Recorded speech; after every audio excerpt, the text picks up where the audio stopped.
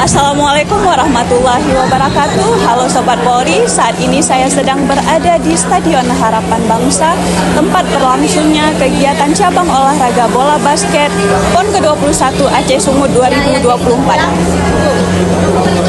Untuk memastikan kelancaran dan keamanan acara ini, Polri telah menyiapkan pengamanan yang sangat ketat di seluruh area stadion.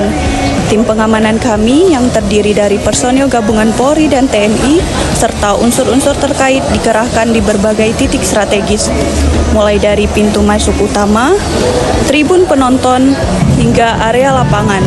Semua telah diatur sedemikian rupa untuk memastikan tidak ada gangguan yang dapat menghambat jalannya pertandingan.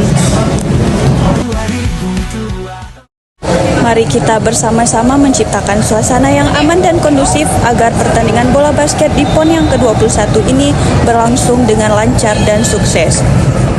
Bukan mata, kumpulkan semangat.